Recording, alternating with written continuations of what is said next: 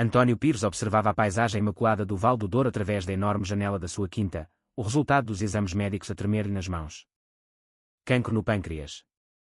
Estádio 4, 6 meses de vida, na melhor das hipóteses. Aos 72 anos, o homem mais rico de Portugal acabava de receber a sua inapelável sentença de morte. Sr. Pires, dissera o doutor Carvalho pela 10ª vez, na ascética sala da Clínica Lusitânia, precisamos de discutir o tratamento. Existem opções paliativas que podem, não, cortou António com uma voz firme, uma voz forjada em décadas de negociações impiedosas. Já ouvi o suficiente. Quantos meses, exatamente? Com sorte, e com tratamento, de 4 a 6 meses. Sem tratamento talvez 2 ou 3. António assentiu friamente, o rosto uma máscara de indiferença que não sentia, e dispensou o médico com um aceno de mão. Ficou sozinho, o silêncio do consultório a ecoar a cacofonia dos seus pensamentos, a olhar para o relatório que tinha reescrito o seu futuro, reduzindo-o a um epílogo miserável. 72 anos a construir um império a partir do nada, tijolo por tijolo, negócio por negócio, e agora tudo terminaria assim, sem um único herdeiro para dar continuidade ao seu legado. Nunca tivera filhos, nunca se casara oficialmente. As suas únicas relações tinham sido transações comerciais habilmente disfarçadas de relacionamentos, investimentos emocionais com retornos calculados. Dedicara cada segundo de vigília da sua existência aos negócios, à acumulação incessante de uma fortuna que ultrapassava os 2.000 milhões de euros. E para quê? Para deixar tudo para o Estado em impostos sucessórios. A ideia era tão absurda que quase o fez rir.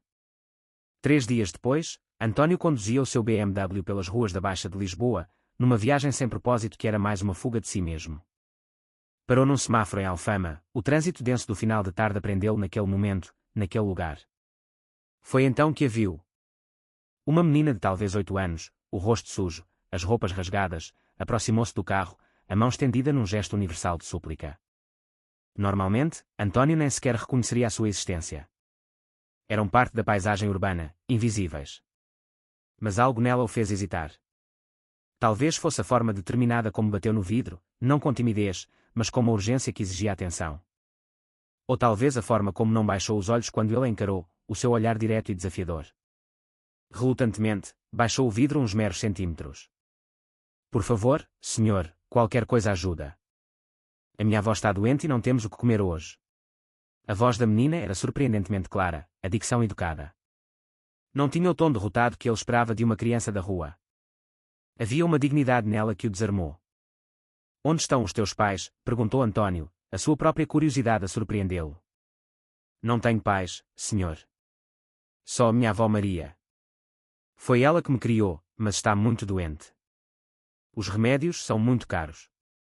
E quantos anos tens? 8 anos, senhor. Chamo-me Isabela. António observou-a mais atentamente. Apesar da sujidade e das roupas gastas, os seus olhos eram incrivelmente inteligentes, vivos, cheios de uma luz que a miséria não conseguira apagar. Havia algo de especial nela, algo que tocou uma parte há muito adormecida e esquecida do seu coração de pedra. O sinal abriu. Os carros atrás começaram a buzinar, impacientes com aquele interlúdio de humanidade. António abriu a carteira e, num impulso, tirou 2 notas de 50 euros. Toma. E onde é que vocês moram? No prédio de veludo da Rua da Madalena, senhor. Apartamento 23. António entregou-lhe o dinheiro e acelerou, mas a imagem da menina ficou gravada na sua mente. Durante toda aquela noite, não conseguiu deixar de pensar em Isabela e na sua avó doente. Por que é que se importava? Em 72 anos, passara por milhares de pedintes sem jamais sentir uma ponta de comoção. Mas havia algo diferente naquela criança. No dia seguinte, contra todos os seus instintos e a lógica fria que sempre o guiara, António dirigiu-se à Rua da Madalena. O prédio de veludo era uma ferida aberta na malha urbana, uma estrutura abandonada que fora ocupada por famílias sem abrigo. O lugar era deplorável, as paredes cobertas de mofo, as escadas escuras e traiçoeiras, um cheiro nauseabundo a umidade e esgoto a pairar no ar. Subiu até ao 3º andar e procurou pelo número 23. A porta estava entreaberta. Bateu levemente e uma voz fraca respondeu de dentro: pode entrar. António empurrou a porta e o que encontrou chocou profundamente, mais do que qualquer revés nos negócios. O apartamento era, na verdade, um único compartimento minúsculo, com uma janela partida tapada com um plástico sujo. Num canto, numa cama de solteiro velha e ferrugenta, jazia uma senhora idosa, a sua doença evidente na respiração ofegante e na palidez da pele. No chão, sobre um colchão fino e manchado, estava Isabela, concentrada no que parecia ser a lição de casa num caderno gasto. Senhor, exclamou Isabela, levantando-se de um salto. O que faz o senhor aqui? Vim ver como vocês estavam, respondeu António, a sua voz estranhamente suave. A avó de Isabela tentou sentar-se, mas a fraqueza era demasiada. António via o esforço em cada movimento, a dificuldade em cada inspiração. Avó, este é o senhor que me deu o dinheiro ontem, explicou Isabela. Muito obrigada, meu senhor. A Isabela conseguiu comprar os meus remédios e ainda sobrou para um pouco de arroz, disse a senhora, a gratidão a brilhar nos seus olhos cansados.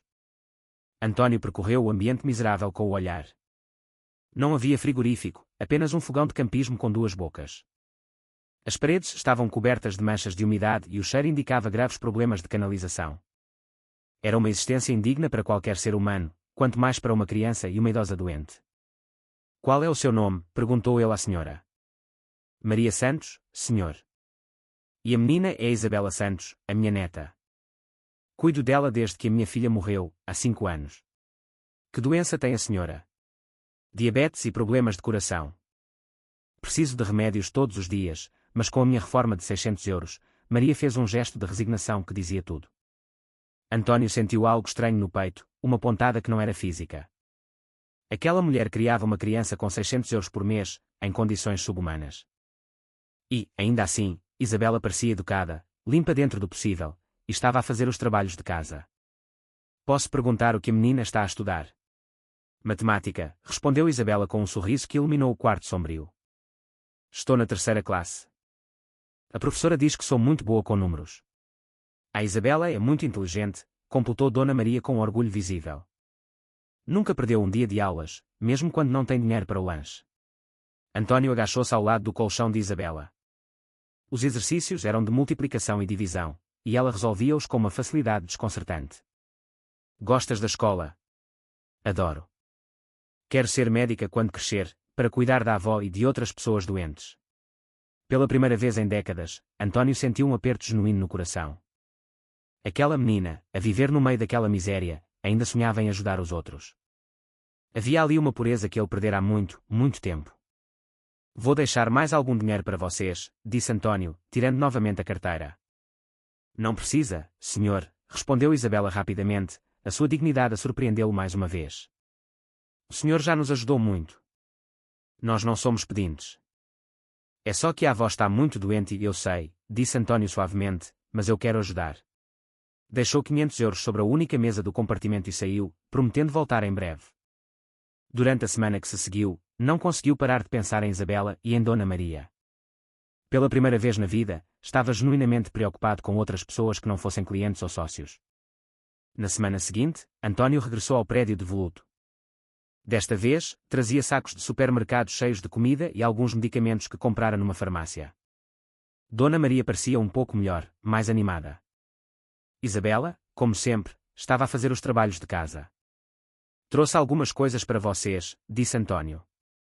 Senhor, o senhor é muito bondoso, mas por que está a fazer isto? Perguntou Dona Maria, a sua voz misturando gratidão e desconfiança.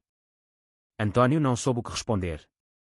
Como explicar que estava a morrer e que, de alguma forma, aquelas duas pessoas davam sentido aos seus últimos meses? Porque vocês merecem, foi tudo o que conseguiu dizer. Isabela aproximou-se dele com um desenho nas mãos. Fiz isto para o senhor, disse timidamente. Era um desenho, feito com lápis de cera, de um homem de fato ao lado de uma menina e de uma senhora idosa. Todos sorriam debaixo de um sol amarelo e brilhante. Por baixo, com uma letra caprichada, estava escrito, obrigada por ser o nosso anjo. António pegou no desenho com as mãos a tremer. Havia talvez 50 anos que ninguém lhe dava um presente feito com carinho. Sentiu os olhos a marejar e teve de se virar para que não vissem a sua emoção. Está muito bonito, Isabela. Vou guardá-lo para sempre. E realmente guardaria.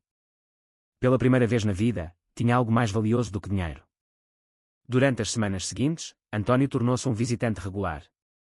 Trazia sempre comida, remédios, material escolar para a menina, mas percebia que estava a receber muito mais do que aquilo que dava. Isabela contava-lhe sobre a escola, mostrava-lhe as suas notas, sempre excelentes, e partilhava com ele os seus sonhos e esperanças. Dona Maria falava-lhe sobre a vida, sobre como criar a filha sozinha e agora criava a neta com o pouco que tinha. Sabe, Sr. Antônio, disse-lhe Dona Maria numa das visitas, a Isabela fala do senhor todos os dias. O senhor tornou-se muito importante para ela. Ela também se tornou importante para mim, admitiu Antônio. E era verdade. Pela primeira vez em 72 anos, Antônio importava-se genuinamente com outras pessoas. Sentia-se útil, necessário, de uma forma que o dinheiro nunca lhe proporcionara. Um mês depois da primeira visita, Antônio chegou ao prédio de Voluto e encontrou Isabela a chorar no corredor. Dona Maria desmaiara e fora levada de ambulância para o Hospital de Santa Maria. Senhor Antônio, a avó teve uma crise. Disseram que está muito grave, soluçou Isabela, agarrando-se a ele. Sem hesitar um segundo, Antônio pegou na menina e foi direto para o hospital. Usou a sua influência, o seu nome, para conseguir informações imediatas sobre o estado de Dona Maria. O diagnóstico não era bom, infarto agudo do miocárdio. Precisava de uma cirurgia urgente, mas a lista de espera no SNS era longa. Vamos transferi-la para o Hospital da Cruz Vermelha, decidiu Antônio no local. Quero o melhor cardiologista de Lisboa a cuidar dela. Senhor, isso deve custar uma fortuna, disse Isabela, os olhos arregalados de espanto. Não te preocupes com isso. A tua avó vai ficar boa. Antônio mobilizou toda a sua influência e dinheiro para garantir o melhor tratamento para Dona Maria. A cirurgia foi um sucesso, mas ela precisaria de ficar internada por pelo menos 2 semanas. Durante esse período, Isabela ficou sem ter onde morar. Antônio não hesitou. Vais ficar na minha casa até a tua avó recuperar. Na sua casa. Mas, senhor, sem discussão. Tenho espaço de sobra. E assim, Isabela mudou-se temporariamente para a quinta de Antônio, no Vale do Douro. A menina ficou deslumbrada com o luxo, a vista panorâmica sobre o rio, os móveis caros, a cozinha moderna, os 5 quartos. Senhor Antônio, o senhor mora sozinho neste casarão todo? Perguntou, admirada. Sempre morei sozinho, respondeu ele. Não é triste? A pergunta simples e direta de Isabela atingiu-o em cheio. Sim, era triste. Terrivelmente triste. Mas ele nunca o admitira, nem para si mesmo. Às vezes, admitiu ele. Agora o senhor não está mais sozinho. Eu estou aqui, disse Isabela com um sorriso que iluminou toda a sala de estar. Ter Isabela em casa transformou a rotina de Antônio. Pela primeira vez, a quinta tinha vida. A menina acordava cedo, tomava banho na casa de banho de mármore como se fosse a coisa mais natural do mundo. Tomava o pequeno almoço com ele e depois ia para a escola no carro com o motorista que Antônio contratara. À noite, jantavam juntos e Isabela contava-lhe sobre o seu dia na escola. Depois, faziam os trabalhos de casa juntos, algo que Antônio nunca imaginara fazer aos 72 anos. Senhor Antônio, o senhor é muito inteligente, dizia Isabela quando ele a ajudava com matemática. Por que é que nunca teve filhos? Novamente, a honestidade brutal da criança a desarmá-lo. Nunca tive tempo para isso. Estava sempre a trabalhar. Isso é triste. O senhor daria um pai muito bom. Antônio sentiu o coração a acelerar. No fundo, sempre se perguntara como seria ter uma filha. Agora, a cuidar de Isabela, sabia exatamente como seria. Maravilhoso. Uma semana depois, Antônio teve a sua primeira consulta de reavaliação com o Dr. Carvalho. Os exames mostravam que o cancro estava a progredir mais depressa do que o esperado. Sr. Pires, precisamos de começar a quimioterapia imediatamente. Sem tratamento, o senhor tem no máximo 2 meses. E com tratamento, talvez 4 ou 5. Não posso prometer mais do que isso. Antônio saiu da clínica pensativo. 2 meses sem tratamento, 5 com. Em ambos os casos, não viveria para ver Isabela terminar a 4ª classe. Naquela noite, enquanto ajudava Isabela com a lição de casa, ela percebeu que ele estava diferente. Senhor Antônio, o senhor está triste. Um pouco, admitiu. Porquê? Como explicar a uma criança de 8 anos que se está a morrer? Às vezes, os adultos ficam preocupados com coisas do trabalho.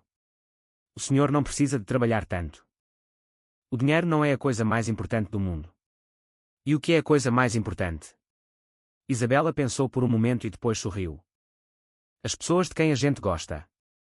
Como eu gosto da avó e agora gosto do senhor também. Antônio sentiu as lágrimas a brotar. Aquela menina gostava dele. Alguém finalmente gostava dele. Não pelo seu dinheiro, não por interesse, mas genuinamente. Eu também gosto de ti, Isabela.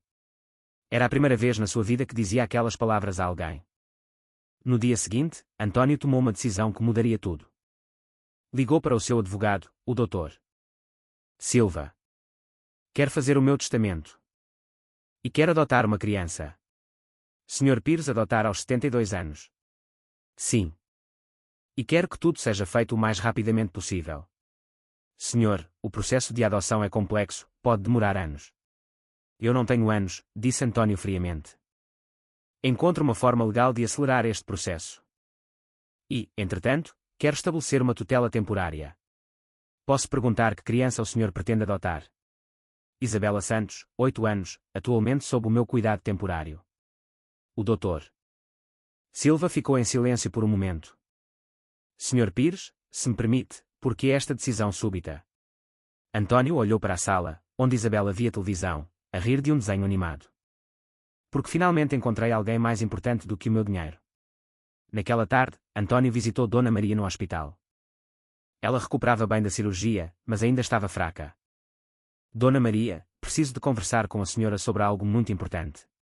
Claro, Sr. António. O senhor salvou uma vida. Posso ouvir qualquer coisa. Eu gostaria de adotar a Isabela. Dona Maria ficou em choque total. Adotar? Mas, senhor, sei que é estranho. Um homem de 72 anos a querer adotar uma criança. Mas ela mudou a minha vida, Dona Maria. Pela primeira vez, tenho algo pelo qual vale a pena viver. Senhor António, a Isabela é tudo para mim. Eu sei. E poderá vê-la sempre que quiser. Na verdade, quero que se mude para minha casa também. Tenho quartos de sobra e posso cuidar da sua saúde adequadamente. Dona Maria começou a chorar. Porque está a fazer tudo isto por nós. António respirou fundo. Era a hora da honestidade. Porque estou a morrer, Dona Maria. Tenho cancro, poucos meses de vida. E quero garantir que a Isabela tenha tudo o que precisa quando eu partir. Quero deixar-lhe tudo o que construí na vida. Oh, meu Deus, sussurrou Dona Maria. Mas não quero que ela saiba ainda. Quero que os nossos últimos meses juntos sejam felizes. Dona Maria enxugou as lágrimas e olhou para António com uma gratidão imensa. Senhor António, o senhor é um anjo que Deus mandou para a nossa família. Se é isso que o senhor quer, eu aceito. A Isabela não poderia ter um pai melhor. Obrigado, disse António, emocionado. Prometo que cuidarei dela como se fosse minha própria filha. Ela já é, disse Dona Maria com um sorriso. Qualquer pessoa que vos vê juntos percebe isso. Naquela noite, António contou a Isabela sobre a possibilidade da adoção. A menina ficou radiante. Isso quer dizer que o senhor vai ser o meu pai a sério. Se tu quiseres. Isabela deu um pulo de alegria.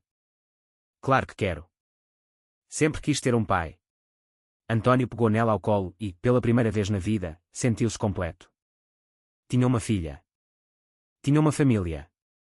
As semanas seguintes foram as melhores da vida de António. Dona Maria recuperou e mudou-se para um dos quartos de hóspedes da quinta. Isabela adaptou-se perfeitamente à nova vida, colégio particular, aulas de piano, natação.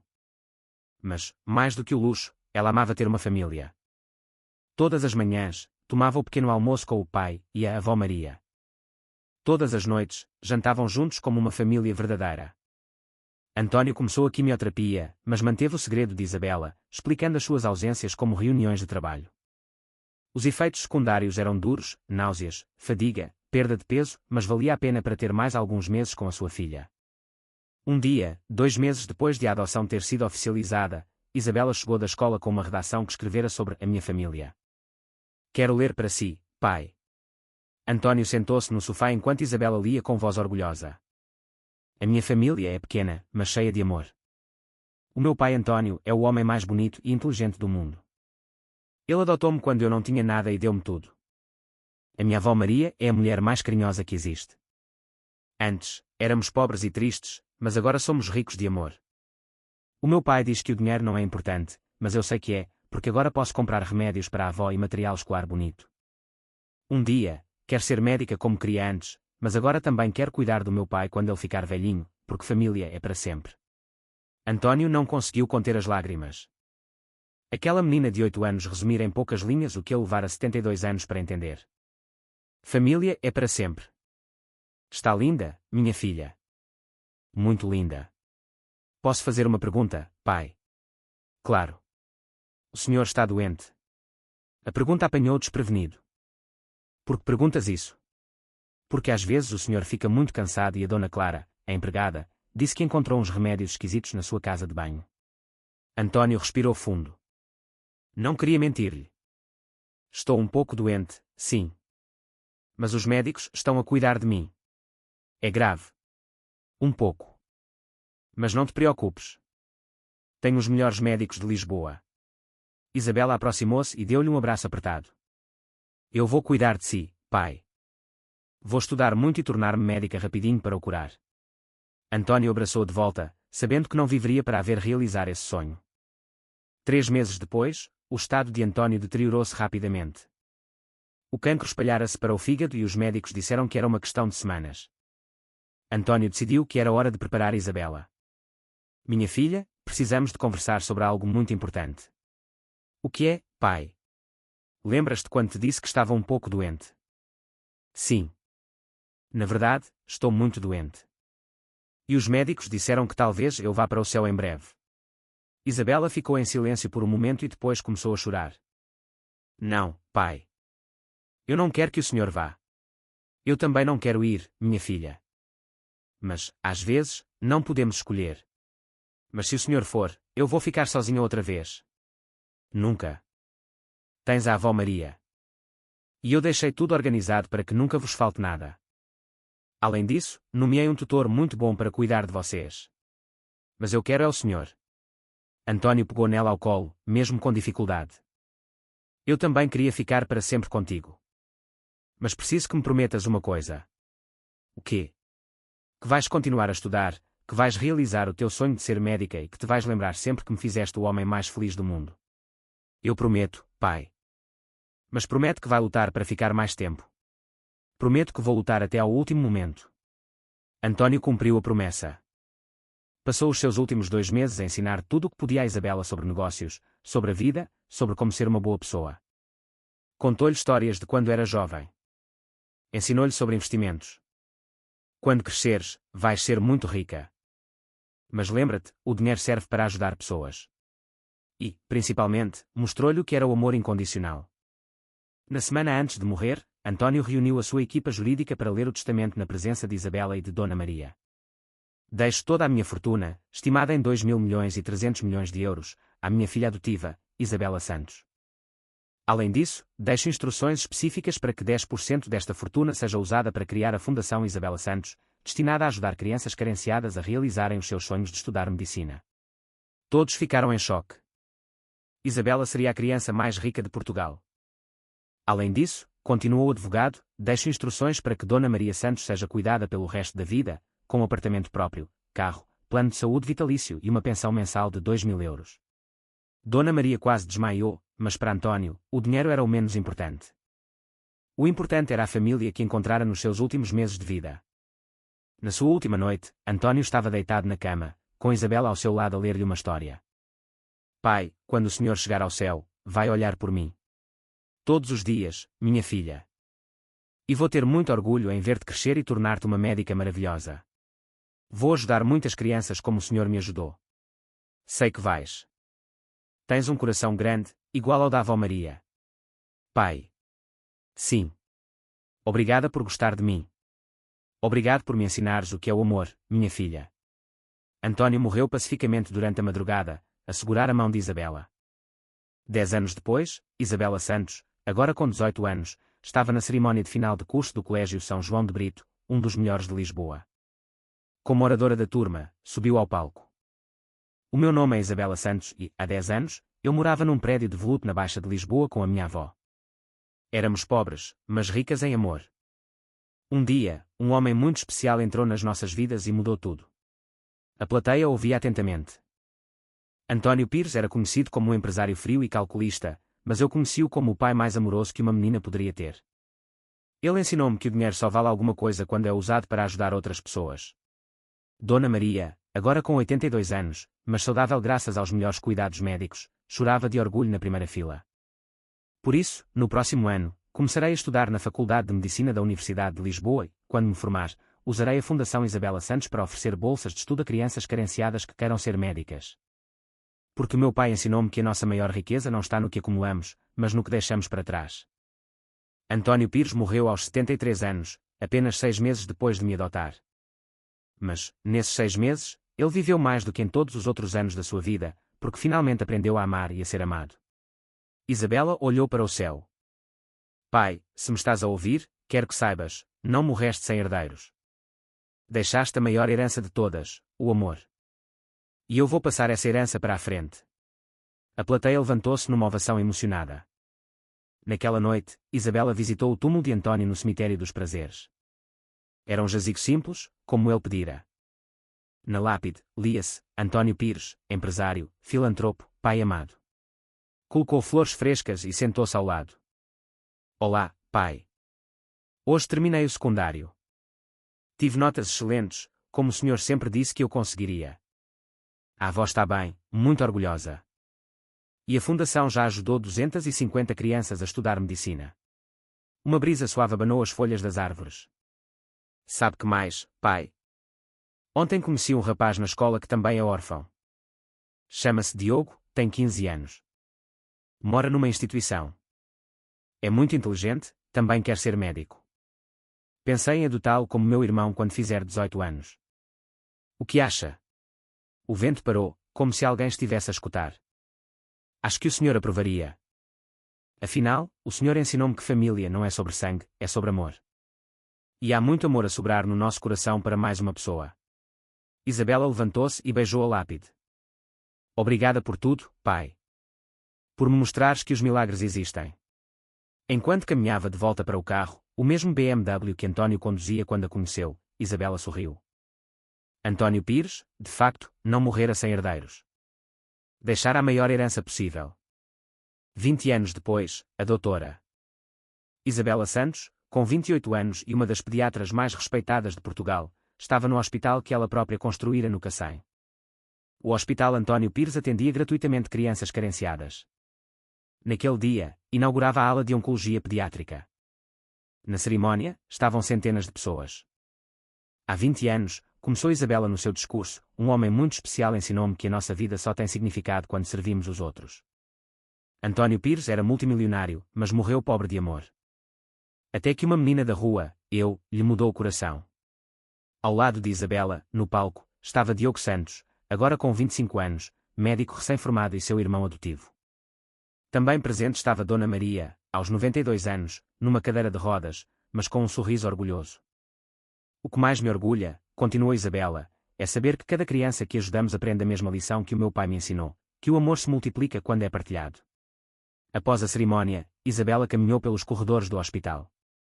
No último quarto, encontrou uma menina de 8 anos, exatamente a sua idade quando conheceu António. Estava sozinha. Olá, meu amor. Como te chamas? Ana Clara. Onde estão os teus pais, Ana Clara? Não tenho pais. Moro no abrigo. Isabela sentiu o coração acelerar. Era como olhar para um espelho do passado. Ana Clara, posso contar-te uma história. Há 20 anos, uma menina da tua idade também estava sozinha. Até que um dia encontrou um homem muito especial que mudou a sua vida para sempre. O que aconteceu? Ele adotou-a, deu-lhe amor e ensinou-lhe que família não é sobre sangue, é sobre carinho. Sabes quem era essa menina? Quem? Era eu. Ana Clara arregalou os olhos. A sério? A sério? E sabes que mais? Esse homem ensinou-me que, quando crescemos, temos de ajudar outras crianças como nós. Por isso construí este hospital. A doutora vai ajudar-me. Isabela pegou na mãozinha da menina. Não só te vou ajudar a ficares curada. Se quiseres, quando saíres daqui, podes vir morar comigo e com a minha família. A doutora quer adotar-me. Se tu quiseres ser minha filha. Ana Clara começou a chorar de alegria. Quero, sim. Sempre quis ter uma família.